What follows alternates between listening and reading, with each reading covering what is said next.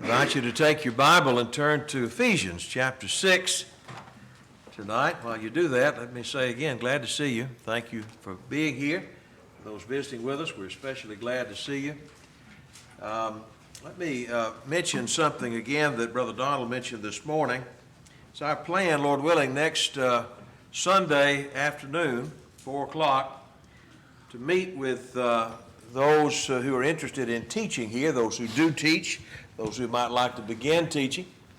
And it's our hope that we can, in meeting together, find a way to put a teaching schedule together that will carry us through a year's time. We're not trying to move around anybody that's already on the board, but we're just trying to organize so that we can take the teachers that we have here and put everybody in place where they feel comfortable so that we don't have any blank spots on the list there. I think sometimes we have willing people, but maybe we lack a measure of organization, and so we just like to make sure everybody that would like to teach and be involved in the rotation would have their place marked out. We'll have everybody on the same page. We know what we're doing and when. And I hope that will interest you and that you'll take part in that effort. So that'll be next Sunday, and we'll hope to be able to make some progress in that regard. We've been studying from Ephesians for some time, and our study is coming to a close. The last part of Ephesians, I think, begins with this expression where Paul admonishes us to live up to walk worthy of the vocation, the old translation says, by which you're called. If you are a Christian, as you claim to be, you need to act like it and show it in how you live. And that certainly involves family. And so by the time you get to the 5th chapter, we are squarely in the teaching concerning what we need to do in our families. Family setting is important. And it's a part of God's plan. Let me say this. I recognize, and you recognize, that some of the best people that have ever walked this earth never had children, were never married. But I think those are exceptions. I think the rule involves the idea of it's not good that man should be alone, and God made woman for the man. And so marriage is a God-designed and institution, and that which is a blessing. And so in chapter 5 and verse 22, we looked at this in previous lessons. Wives, submit yourselves unto your own husbands as unto the Lord. For the husband is the head of the wife, even as Christ is the head of the church, and he is the Savior of the body. Therefore, as the church is subject unto Christ, so let the wives be to their husbands in everything. And husbands, love your wives, even as Christ loved the church and gave himself for it, that he might sanctify and cleanse it with the washing of water by the word, that he might present it to himself a glorious church, not having spot or wrinkle or any such thing, but that it should be holy and without blemish. So men ought to love their wives as their own bodies. He that loves his wife loves himself. No man ever hated his own flesh, but nourisheth and cherisheth it, even as the Lord the church. For we are members of his body, of his flesh, and of his bones. For this cause shall a man leave his father and mother, and shall be joined to his wife, and they two shall be one flesh. This is a great mystery, but I speak concerning Christ and the church. Nevertheless, let each one of you, every one of you in particular, so love his wife even as himself, and the wife see that she reverence her husband. God recommends marriage. And he prescribes for marriage this formula, that if a wife will reverence her husband, and if a husband will love his wife, you can't believe how many problems that will eliminate and how much better that will make the relationship go. And that is true. I've said before, you pick up modern day marriage books about relationships, and it's amazing how many of them come back to this fundamental fact. When a woman feels loved, when it's recognized that she is special and that her needs matter to her husband, and she has a confidence in that she is important in his eyes, as she should be. It's amazing how easy her role can become. And when a man feels respected, a man lives on respect like physically we live on air, oxygen. We need it. And when a man feels respected and a woman feels loved, it's amazing how well a husband and wife can dwell together and the happiness that they can find. All of that within the framework of what God has designed. Now, we have the picture of Christ in the church, but we have also the figure, the type, if you will, of the husband-wife relationship. They are those who get no further than verse 22 when he says their wives submit, and they're done with it. They're through with it. The people don't like this idea of a wife submitting to her husband, and yet this is essential to the relationship as God designed it. People have said, well, look at verse 21, submit yourselves to one another in the fear of God. Yes, that's right. But what we learn in context is not that Paul in verse 21 eliminates in principle everything that follows it. Somehow they work together. Clearly, when you continue reading in this passage, verse 21 is not intended to say that there are no relationships where one is put in charge of another, or where one is said to answer to another. This whole context involves husbands and wives, parents and children, servants and masters. It may well also could be extended to the idea beyond the home of a citizen and a ruler. There are a lot of situations in life where you have someone who has the responsibility of being in charge of another, and someone is said to, by God's direction, answer to another. So how do we put these two together? What we learn is that Paul, when he says in verse 21, submit yourselves to one another, he's talking about submitting to one another's best interest, serving one another. And one way that a husband will serve his wife is by taking the responsibility to be the head of the family.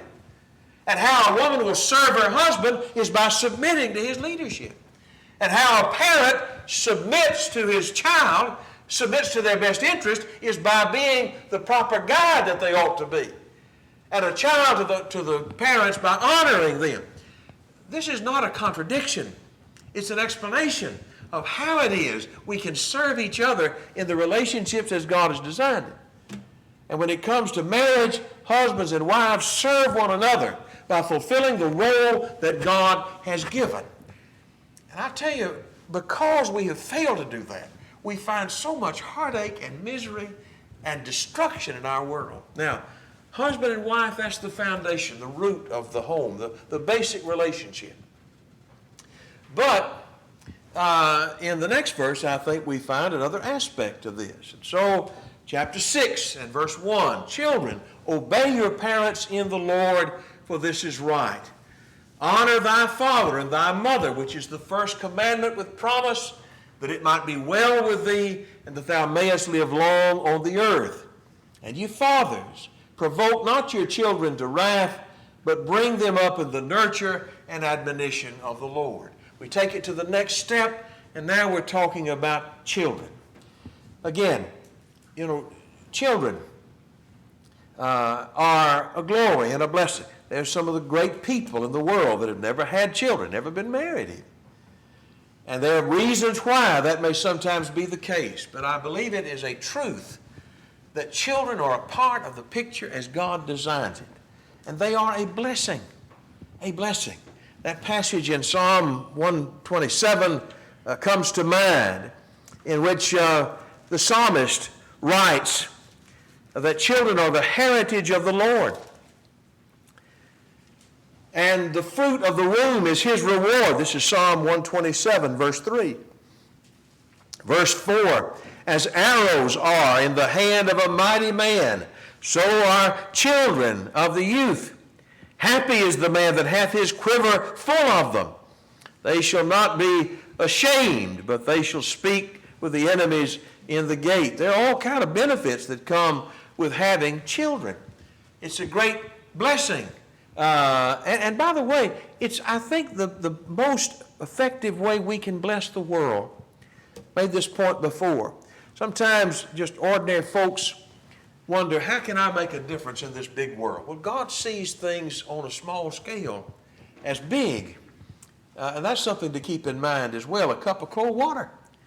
But I tell you one way, maybe the most overt way you can help make this world a better place is by leaving children behind that will be a blessing. I leave this world, but I've left a light in children that will be able to help light others along the way. So it's a great thing to think about and contemplate having children. I recommend it. Children, he says here, are to obey their parents in the Lord and honor their father and their mother. There are several terms here that are worth noting. The word here, obey, and again, we're not trying to play Greek expert or to just revel in foreign words, but these words sometimes have such great literal meanings. You can press that too far, I know. But the word here is upakuo, acoustics. We recognize the idea of listen in that word. The second part. The first part is akin to, sometimes we hyphenate it as hypo. We have, in medical terms, we have a hypodermic needle. That's a needle that goes under the dermis. You know, it's just under the skin. So here, upakuo is the idea of to listen under. And that brings up a really great picture, doesn't it? Somebody else is talking and I'm listening under them. To obey, to submit, to render submission, to give ear to another. That's the picture here. And how ugly the opposite is. To disobey parents. You notice how many, several times in the New Testament at least, one of them in Romans chapter 1, when he's talking about how dark the world was in the first century. The Roman Empire had an underbelly of ugliness. And he talks about all the wickedness that was found in the first century. Verse 28 of Romans 1, they did not like to retain God in their knowledge, and God gave them over to a reprobate mind, a lost, unapproved, condemned mind. I told you, when I used to moonlight up at the news in a very humble capacity, we were involved in covering high school sports. And this has been 10, 15 years ago. There was a poor kid that was in somewhere in the Birmingham area. And his mama had named him Reprobatus. That was a kid's name. That was his given name. That's how they put it in the paper. And I thought, did she not have a dictionary? Why would you do that? That's an awful thing to name a child. Lost, hellbound. Surely not. She didn't mean that, surely. But reprobate, the idea of a reprobate is it's a very terrible thing to be. And so here's a reprobate. The world is reprobate, an enemy of God. Being filled with all unrighteousness, verse 29. Fornication, wickedness, covetousness, maliciousness, full of envy and murder and debate and deceit, malignity, whisperers, backbiters, haters of God, despiteful, inventors of evil things. And then he says, disobedient to parents. Does that seem out of place? Oh, no. Oh, no. No, because that's where it all starts. Now, sometimes, and I recognize this, and the Lord knows this, sometimes the parents are the inventors of the evil.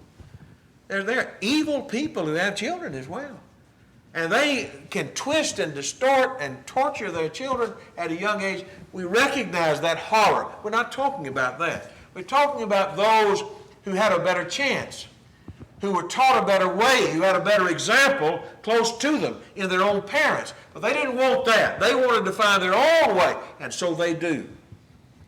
And it's to everybody's shame and destruction. And so it is a grave evil, the idea of being disobedient to parents in this context.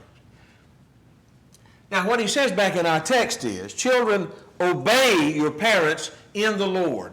Here's a question that students of Ephesians have dealt with through the years. What does he mean by in the Lord? And to what does it apply? Does the in the Lord apply to the parents, to the children, or to the obedience? I guess is one way to phrase the question.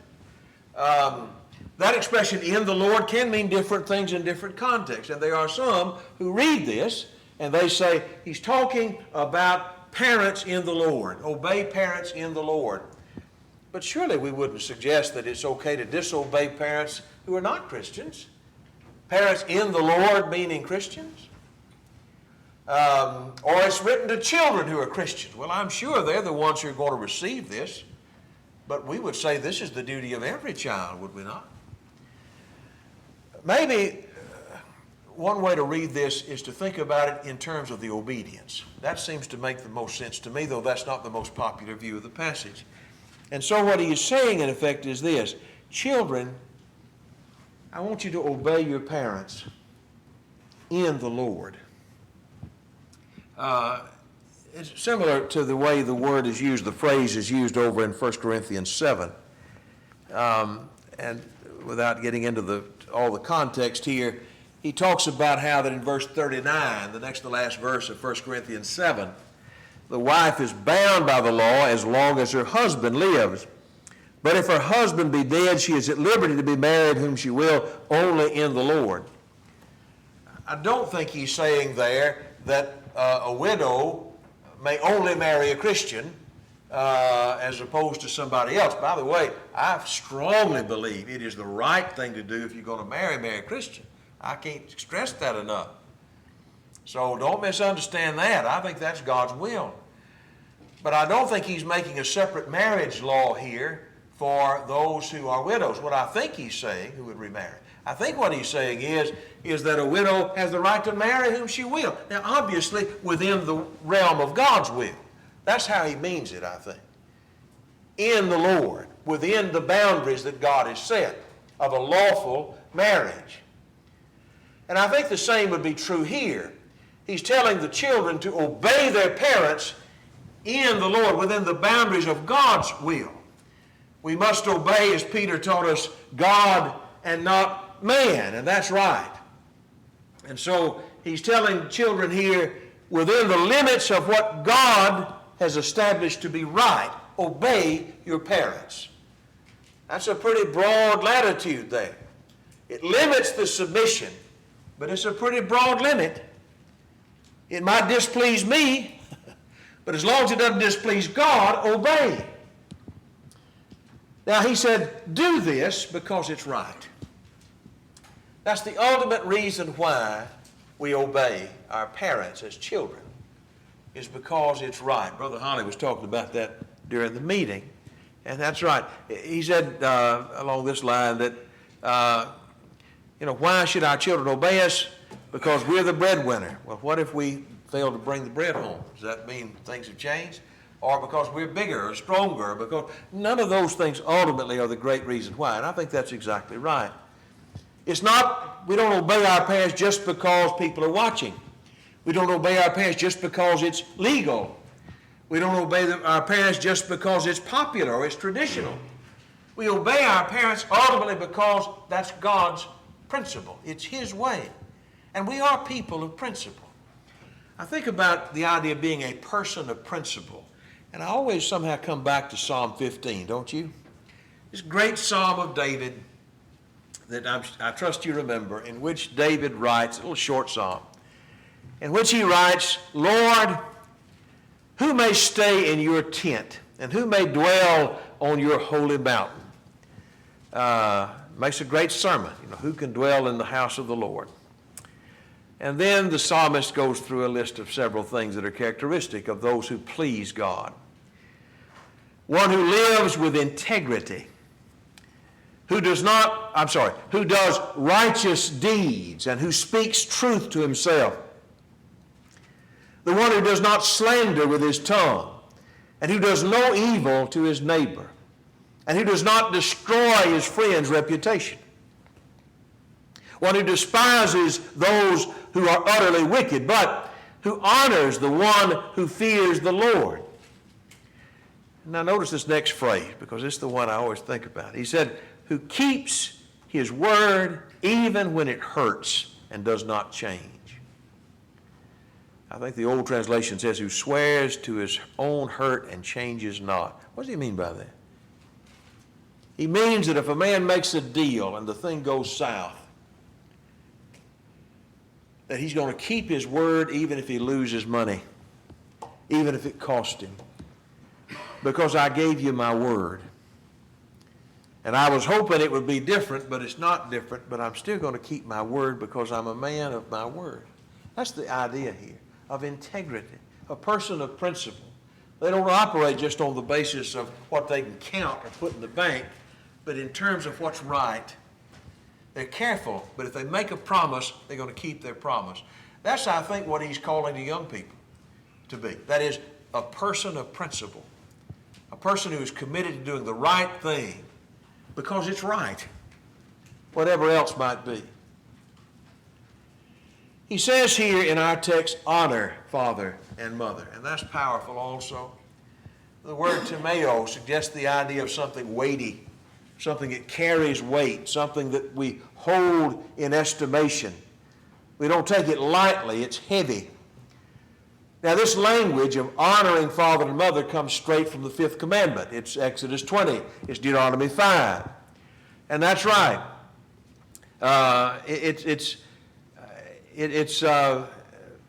yet more, I think, than just the idea of, as little children, obeying when our parents give us a direction. Stay in the yard or cut the grass or whatever it might be. Or be honest or be fair. It's the idea not only of obeying our parents when we're in their house, and I know that because the Lord applied it in a broader sense. Look over in Matthew chapter 15. We all remember this text here. Some of the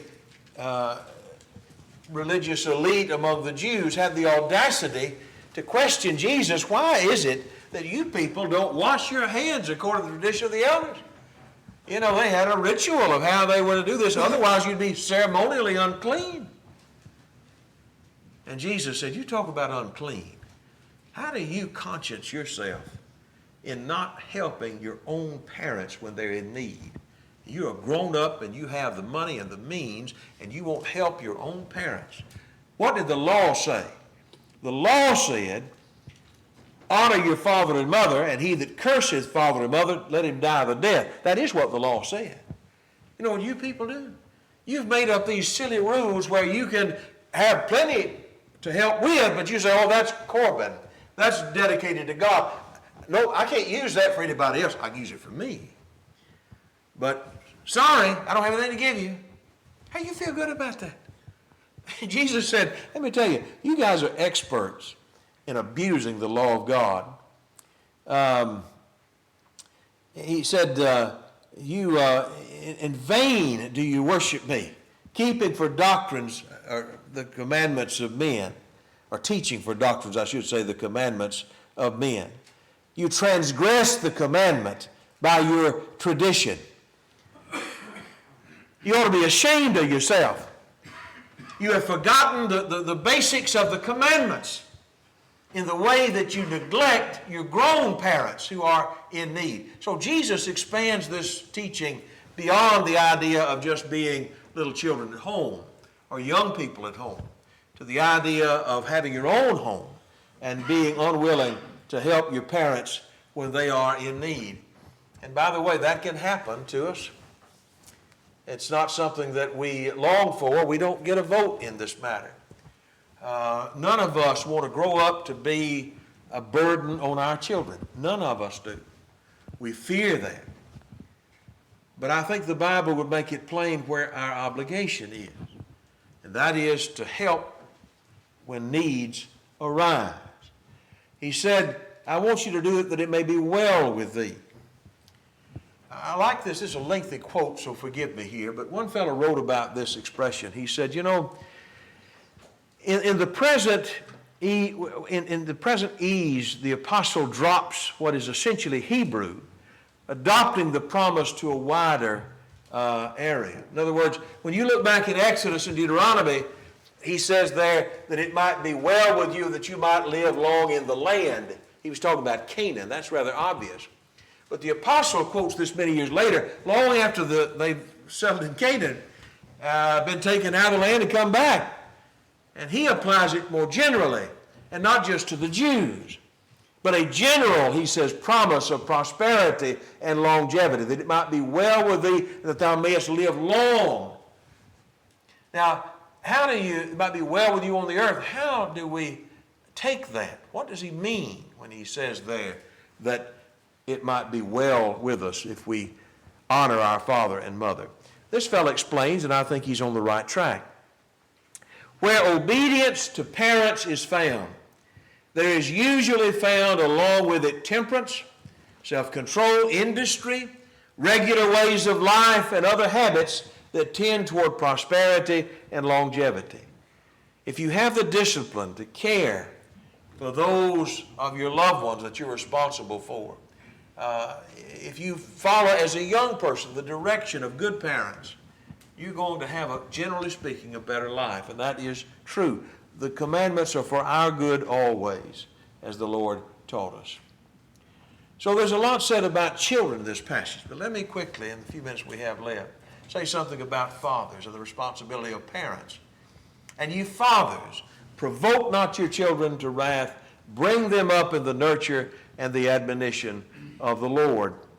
The word there for provoke is the idea of to enrage, literally anger alongside. One modern speech translations takes liberties, but I think it comes toward the point when he says, fathers, don't make your children bitter about life. Colossians, in the sister passage, Colossians chapter 3 and verse 21 reads, fathers, provoke not your children to anger, lest they be discouraged. The word there for discouraged is athumeo. We have thumos, the idea of passion with a negative on it, no passion. You know, the idea of being spiritless, as one fellow put it, comes pretty close to the truth. You know, I had a wise old fellow who helped Don and I a lot as we were young parents. And he used to say that the trick of parenting is to break the will of your children without breaking their spirit. And I thought, well, that's easier said than done, but that's exactly right. I believe that's true. I believe we've got to break the will of our children. We've got to teach them that your will is not going to be dominant here. That you're going to have to knuckle under and follow our direction, or it's going to be really unpleasant for you. Much better, much easier for you to obey than not obey. But in doing that, we do not intend to break their spirit to the point where they are, as he says here, discouraged. How do parents discourage their children? I think there are a number of answers to that. In part, I think it involves, for example, acting arbitrarily. What is a child to think when one day they do something, they break the rules, and we come down on them like a tornado. And then a week later, they break the rules, and we don't even notice it. Or we laugh it off. How are they supposed to figure out where the boundaries are when they're moving every day? Depending on how I wake up and how I feel that day. This is a bad idea, isn't it? I've got to be consistent, clear and consistent with my children if I want them to take what I'm doing as discipline. I think we can be unfair with our children. We can make them think somehow we are impossible to please. We never praise them. We find something to criticize about everything that they do. We leave them discouraged, as if there's no point, no use, no hope. Again, that depends just on my mood swings and where I'm at. This is a poor way to handle things. I think we can fail to listen to our children. This is also unfair and discouraging to our children. You know, we ought to always be able to listen. They ought to be able to talk to us. We may not like their answers. They may not be sufficient answers. But they ought to be able to know that if they speak, they will be heard. They won't always be praised, but they'll be heard.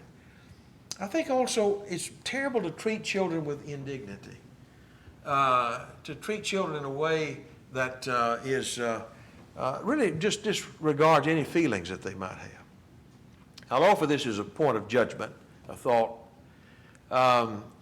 We believed in corporal punishment with our kids, but I certainly made it our purpose, and I don't ever remember otherwise. If we had to take our children out and whip them for something, we did not try to do that in front of everybody else. That was something we tried to handle over here somewhere privately. And that was in part for their sake. Now, people might have been a great mystery of what was going on, But that was something more private. We wanted to deal with that privately. And sufficiently, I hope. I think that's also a part of it. You know, children are little people, but they're people too. And so we treat them with a consideration. If we treat them with respect, I think it helps them gain respect. But I think all those things are a part of what we're talking about here. One other thing I'll mention here, and that is that I believe it's important for us to never be out of control. I mentioned an older brother that was a really good influence on us when we were trying to figure out our way as parents. And one of the things I remember him saying, he said, you know, people will tell you, don't discipline your children. Don't spank your children, for example, as one form of corrective discipline. Don't spank your children when you're angry. He said, I'll tell you, I raised 4 kids. I never could figure that one out. Because if I was going to spank them, I was angry. You know, they made me angry. Disobedience made me angry. He said, I don't think it's a bad thing for your kids to know you're angry. But he said, this is really important. He said this. He said, but don't ever discipline your children if you're out of control. If you don't have control of your temper, that's a whole different. Don't ever lay a hand on your child until you have full control of your temper. You know, God does that. You know, God disciplines when he's angry. Anger is not a bad thing. Being out of control is a problem that must not bleed over into dealing with our children. I thought that was a really good point, something we tried to work on. You can be unfair. You can be uncontrolled. You can be arbitrary in the way you handle things, and you can make some real problems. You can do a lot of damage when you mean to do well, and this is not acceptable. I'd hope to get further tonight, but that's as far as I'm getting. We have some more things to say about this subject. We'll say maybe at a later date. And also we have some things to say about the relationship of masters and servants, and what are we to do with that. And then we really have just one other major section in Ephesians, which is the armor of God, which is an extremely important, if familiar, a really practical section. And then our study of Ephesians will be done. I appreciate your patience with this, and I hope it's been a benefit to you. I think it's been great for me to go back and look at this divine wisdom and try to make applications of it. So thank you for your kind attention. If you would please take your songbook and turn to the number that Brother Chris has selected. If you're here tonight and you would like to become a child of God, that's what Ephesians is about. It's about how special it is to be a child of God. And if the Word of God called you and moves you to do that, and I hope it does, then why not tonight become a Christian, be baptized into Christ, be raised to walk in newness of life. If you're here as one who has been raised up, but our life doesn't reflect that newness that it should, that new direction that it should, if we've wronged God, then make that right with Him. And if we can help you in any way, please let us know how. While we stand and sing, will you come?